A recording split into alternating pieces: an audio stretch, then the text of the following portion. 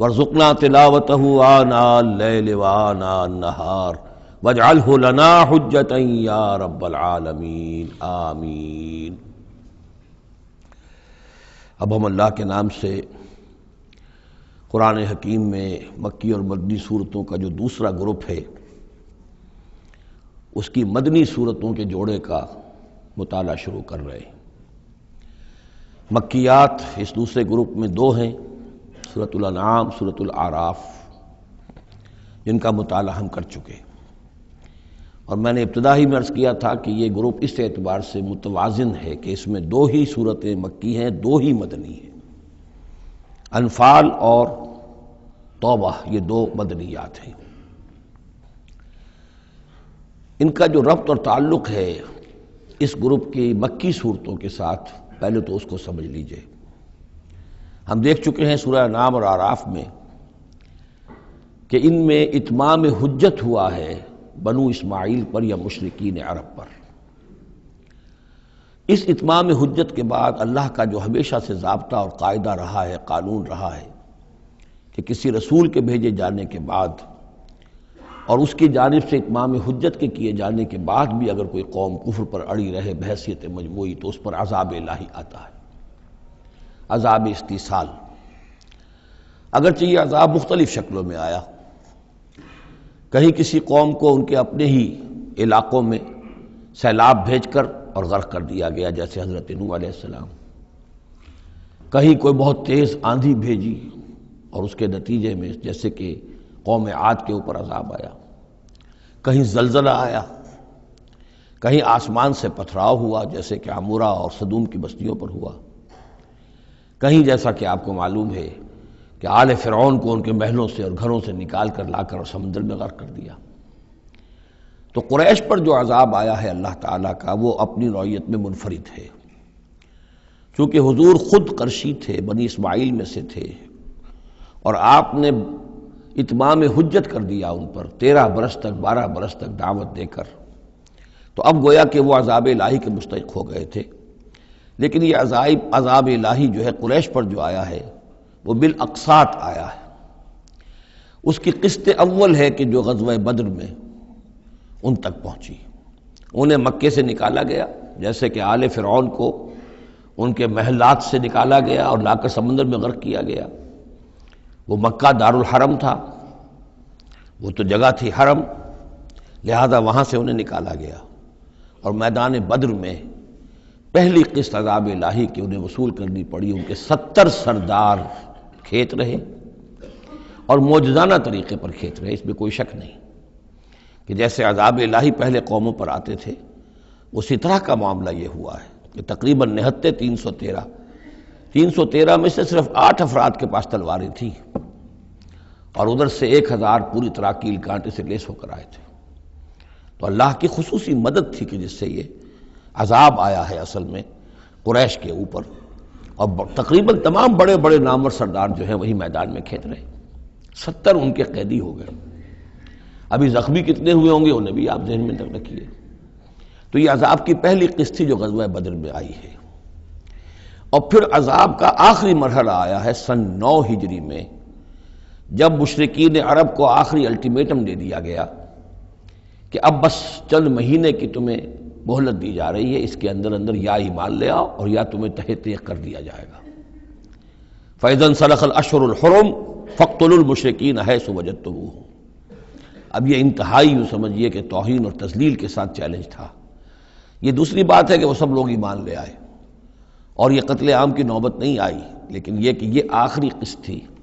وہ آخری قسط جو ہے سورہ توبہ میں بیان ہوئی ہے، اور عذاب کی پہلی قسط جو ہے وہ سورہ انفال میں ہے۔ ان دونوں صورتوں کو جمع کر دیا گیا تاکہ انعام اور اعراف میں بنو اسماعیل پر یا مشرکین عرب پر اتمام حجت، اور انفال اور توبہ میں ان پر جو عذاب الہی نازل ہوا اس کی تفصیل۔ تو یہ تو ہے معنوی ربط اس گروپ کی مکی اور مدنی صورتوں کے مابین۔ باقی جو یہ سورہ انفال ہے اس کے بارے میں نوٹ کر لیجئے کہ غزوہ بدر کے فوراً بعد متصلاً بعد نازل ہوئی ہے، گویا کہ سورہ آل عمران جو ہم پڑھ چکے ہیں اس سے پہلے ہے اس کا نزول، اس کے اکثر و بیشتر حصے سے پہلے نازل ہوئی ہے۔ تو تو یہ زمانی ترتیب جو ہے اگر یہ ذہن میں نہ رہے تو پھر اس سے کافی خلجان پیدا ہو جاتا ہے۔ اس کا جو پس منظر ہے وہ یہ غزوہ بدر کا معاملہ سمجھنا بہت ضروری ہے۔ دیکھیے یہاں تفصیل کا موقع تو ہے نہیں، میں نے سیرت النبی علیہ صاحب الصلاۃ والسلام سے منہج انقلاب نبوی کے جو مختلف سٹیپس ہیں کہ اس میں کن کن مراحل سے ہو کر آپ نے دین کے غلبے کا جو فرض منصبی آپ کے حوالے کیا گیا تھا اس کی تکمیل فرمائی۔ تو اس میں یوں سمجھیے کہ ایک مرحلہ تھا جو مکے میں طے ہو گیا، اور وہ اصل میں 4 مرحلے تھے: دعوت، تنظیم، تربیت اور صبر محض۔ وہاں ہاتھ اٹھانے کی اجازت نہیں تھی۔ ہم پڑھ آئے ہیں، سورہ نساء میں آ چکا ہے کہ اس وقت حکم تھا کفو ایدیکم، اپنے ہاتھ بندھے رکھو، تمہارے چاہے ٹکڑے اڑا دیے جائیں، تمہیں زندہ جلا دیا جائے، تم کوئی انتقامی کارروائی تو دور کی رہی، مدافعانہ کارروائی بھی نہیں کرو گے۔ No raising of hands even in self defence. یہ 4 مراحل تھے جو چلتے رہے تاں آ کے ایک طرف تو حضور کے پاس جانثاروں کی ایک جماعت تیار ہو گئی جو سرد و گرم چشیدہ تھے، ہر طرح کے حالات میں سے گزر چکے تھے، سختیاں جھیل چکے تھے، قربانیاں دے چکے تھے، ان کے اخلاص مع اللہ میں کسی شک و شبے کی گنجائش نہیں تھی، ان کے دل جو ہیں خالص ہو چکے تھے اللہ کے لیے۔ اور دوسری طرف یہ کہ اللہ تعالیٰ نے ایک دارالہجرت کا انتظام کر دیا، کھڑکی کھول دی مدینے کی طرف، ہجرت کا اہتمام ہو گیا تاکہ اہل ایمان کو وہاں سے نکال کر اور مدینے میں لے آیا جائے۔ اب یہاں سے اقدام ہو، اسی لیے ہجرت فرض کر دی گئی کہ اب تمام مسلمان یہاں آ جائیں۔ ظاہر بات ہے کہ ہجرت جو ہے وہ فلائٹ نہیں تھی، وہ کوئی فرار نہیں تھا، بھاگ کر جان بچانا نہیں تھا۔ مغربی مورخین تو اسی نام سے اس کو یاد کرتے ہیں۔ وہ تو اصل میں یہ تھا کہ ایک جگہ اگر اس کام کے لیے موضوع نہیں ہے تو کوئی اور بیس، آلٹرنیٹ بیس اگر مل جائے تو وہاں سے اپنا آفینسو جو ہے، آخری فیصلہ کن اقدام جو ہے وہاں سے لانچ کیا جائے۔ لہذا مدینے میں آ کر حضور نے صلی اللہ علیہ وسلم صرف 6 مہینے لیے ہیں انٹرنل کنسالیڈیشن، کہ اب آپ آئے ہیں، نئے آئے ہیں، مہاجرین نئے آئے ہیں، تو ایک تو یہ کہ ان 6 مہینے میں آپ نے مسجد نبوی تعمیر کر لی، مرکز بن گیا، گورنمنٹ ہاؤس بھی ہو گیا یہ، اور پارلیمنٹ ہاؤس بھی ہو گیا، دارالندوہ بھی ہو گیا، دارالعلوم بھی ہو گیا، خانقاہ بھی ہو گئی، عبادت گاہ بھی ہو گئی، مرکز ہو گیا۔ ثانیاً آپ نے انصار اور مہاجرین کے اندر مواخات کرا دی، ایک انصاری ایک مہاجر بھائی بنا دیا۔ تیسرے یہ کہ آپ نے بہت بڑا کام یہ کیا کہ جو یہود کے قبیلے وہاں آباد تھے ان کو آپ نے ان کے ساتھ ایک معاہدہ کر لیا، جوائنٹ ڈیفنس آف مدینہ، میثاق مدینہ، مدینے کی ایک مدافعت جو ہوگی وہ مشترک ہوگی، کوئی بھی حملہ آور آئے گا باہر سے تو مل کر مسلمان اور یہودی اس معاملے میں ایک ملت ہوں گے اور دفاع کریں گے مدینے کا۔ بس 6 مہینے آپ نے اس کام میں لیے، 7ویں مہینے سے پھر آپ نے کچھ چھوٹے چھوٹے دستے بھیجنے شروع کر دیے، چھاپہ مار دستے سمجھ لیجئے، کہ جس سے وہ جو کیروان روٹس تھے، قریش کی لائف لائن یہی تھی، ان کا تجارتی سلسلہ تھا، شام کی طرف قافلے جو جاتے تھے وہ بدر سے ہو کر گزرتے تھے، بدر کے قریب سے، اور بدر جو ہے مدینے سے قریب تر تھا، مکے سے فاصلہ زیادہ ہے، اور جو قافلے جاتے تھے یمن کو وہ طائف سے ہو کر گزرتے تھے۔ تو آپ نے ان راستوں کے اوپر چھاپہ مار دستے بھیجنے شروع کر دیے۔ جدید اصطلاح میں اس کو یہ کہا جائے گا کہ اکنامک بلاکیڈ آف مکہ۔ 8 ایسی مہمیں غزوہ بدر سے پہلے ثابت ہیں 1.5 سال کے اندر۔ 6 مہینے آپ نے وہ لیے، 1.5 سال اور 2 سال کے بعد غزوہ بدر ہو گیا ہے۔ تو یہ 1.5 سال میں 8 مہمیں، جن میں سے 4 میں کہ حضور خود بھی بنفس نفیس شریک رہے ہیں، اس لیے وہ غزوات کہلاتے ہیں، اور 4 وہ ہیں کہ جن میں آپ نے صرف کچھ لوگوں کو بھیج دیا ہے کسی امیر کے تحت، وہ سرایا کہلاتے ہیں۔ تو یہ جو صورتحال ہوئی، اور اس میں یہ بھی ہوا کہ حضور جہاں جاتے تھے خود تو وہاں کے قبائل سے آپ معاہدے کر لیتے تھے۔ اب یا تو وہ جو قبائل جو تھے مقامی، پہلے تو وہ قریش کے حلیف تھے، اب یا تو وہ حضور کے حلیف ہو گئے، مسلمانوں کے حلیف ہو گئے، تو قریش کی طاقت کم ہوئی، مسلمانوں کی بڑھ گئی، یا یہ ہے کہ وہ نیوٹرل ہو گئے کہ ہم نہ قریش کی مدد کریں گے آپ کے خلاف، نہ آپ کی مدد کریں گے قریش کے خلاف، نیوٹرل ہو گئے۔ اس سے بھی یہ ہے کہ قریش کا جو حلقہ اثر تھا، سیاسی زون آف پولیٹیکل انفلوئنس، وہ کم ہو رہا ہے۔ یہ 2 چیزیں ایسی ہوئی ہیں، political isolation of Quraysh and economic blockade of Mecca, جس کے نتیجے میں مکے والے جو ہیں پھر یوں سمجھیے کہ تنگ آمد بجنگ آمد، ورنہ مکے والوں کی طرف سے کوئی آغاز ثابت نہیں ہے تاریخ میں کہ حضور کے اور مسلمانوں کے مکے سے جانے کے بعد ان کی طرف سے کوئی ابتدا ہوئی ہو، کوئی انیشیٹو لیا گیا۔ دو واقعات خاص طور پر ایسے ہو گئے کہ ایک چھوٹا سا آپ نے ایک دستہ بھیجا تھا نخلا، اور یہ نخلا جو ہے یہ مکے اور طائف کے مابین ہے، تو سمجھیے کس قدر فاصلے پر، اور وہاں مٹ بھیڑ ہو گئی۔ جو مسلمان وہاں بھیجے گئے تھے ان کے کفار کے ساتھ، وہاں ایک مشرک مکے کا مارا گیا، ایک کو انہوں نے قید کیا، ساتھ لے آئے، کچھ سامان جو ان کا تجارت تھا وہ بھی لے آئے، وہ مال غنیمت سمجھ کر۔ تو حضور اگرچہ ناراض ہوئے کہ میں نے تمہیں لڑنے کا حکم نہیں دیا تھا، میں نے اس لیے بھیجا تھا کہ وہاں رہو اور قریش کی نقل و حرکت سے ہمیں مطلع کرتے رہو، لیکن اب سچویشن پیدا ہو گئی، گویا کہ یہ چاہے ارادہ تھا یا نہیں تھا، ڈی فیکٹو شکل یہی ہوئی کہ اقدام ہو گیا مسلمانوں کی طرف سے، اب آغاز ہو گیا مسلمانوں کی طرف سے۔ ادھر جب ابو سفیان لے کر جا رہے تھے بہت بڑا قافلہ شام کی طرف، تو حضور نے اس کا تعاقب کیا، لیکن وہ تیزی سے نکل گئے تھے۔ لیکن جب واپس آ رہے تھے اور 50,000 دینار کا سامان تھا ان کے قافلے کے اندر، بہت لدا پدا قافلہ، انہیں یہ خطرہ ہوا کہ اب پھر محمد صلی اللہ علیہ وسلم اور ان کے ساتھی کہیں لوٹیں گے ہمیں اور ہمارے اوپر حملہ کریں گے، روکیں گے ہمارا راستہ۔ تو انہوں نے یہ کی دوہری حکمت عملی کی کہ ایک تو یہ کہ ایک سوار بھیجا آگے تیزی کے ساتھ دوڑایا کہ مکے جاؤ اور کہو کہ ہمارے قافلے کو خطرہ ہے محمد سے صلی اللہ علیہ وسلم، لہذا مدد بھیجو۔ اور ادھر یہ کیا کہ وہ عام راستہ جو تھا جو بدر سے ہو کر گزرتا تھا اسے چھوڑ کر ساحل سمندر کے ساتھ ساتھ نیچے سے ہو کر وہ نکل بھی گئے۔ اب وہاں مکے میں یہ دونوں چیزیں بیک وقت پہنچ گئیں،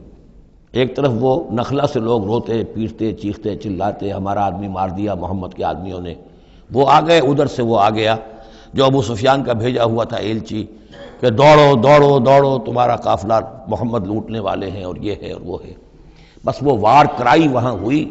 اور 1000 کا لشکر جو ہے وہاں پر پھر جمع کیا گیا اور 900 اونٹ فراہم کیے گئے اور 100 گھوڑوں کا ایک رسالہ تیار کیا گیا اور وہ لوگ مکے سے نکل آئے۔ یہ صورتحال ادھر ہو رہی تھی۔ ادھر یہ ہے کہ حضور صلی اللہ علیہ وسلم نے مدینے میں پہلے تو یہ فیصلہ کیا تھا کہ اب یہ قافلہ واپس آنے والا ہے تو اب اس قافلے کا تعاقب کریں، ابھی جنگ وغیرہ کا آپ کو گمان نہیں تھا، ابھی مدینے ہی میں آپ نے یہ جو ہے اس ایسا ارادہ ظاہر کیا کہ جیسے پہلے بھی گئے تھے جب قافلہ جا رہا تھا شام کی طرف تو تعاقب کیا تھا، ایسے جب آ رہا ہے تو اسے انٹرسیپٹ کریں۔ لہذا ایک تو مشاورت ہوئی ہے مدینے میں، آیا چلنا چاہیے یا نہیں چلنا چاہیے وہ میں بعد میں عرض کروں گا جب ہم آیتیں پڑھیں گے۔ پھر جب کچھ لوگ نکل آئے اور یہ نہیں سمجھا گیا تھا کہ کوئی جنگ ہونی ہے، کوئی بڑا لشکر آ رہا ہے، اس وقت تک اطلاع نہیں تھی، اسی لیے بس جو جس کے ہاتھ میں آیا، کسی کے پاس نیزہ تھا، کسی کے پاس کچھ اور تھا، تلواریں 8 تھیں، گھوڑے کل 2 تھے، وہ چل پڑے۔ چلو اس لیے کہ مسئلہ تو قافلے کا مسئلہ ہے نا، کوئی جنگ تو ہے نہیں، کوئی لشکر وشکر تو آ نہیں رہا۔ جب آپ کچھ سفر طے کر کے مقام صفرا تک پہنچ گئے تو وہاں وحی آ گئی اور آپ کو اطلاع بھی پہنچ گئی، اطلاع بھی پہنچ گئی کہ ابو جہل جو ہے 1000 کا لشکر لے کر مکے سے چل پڑا ہے، اور وحی بھی آ گئی، اللہ نے بتا دیا کہ اے نبی اب یہ 2 شکلیں ہیں، جنوب سے مکے کی طرف سے ایک لشکر آ رہا ہے کیل کانٹے سے لیس ہے، شمال سے قافلہ آ رہا ہے، اور میرا یہ وعدہ ہے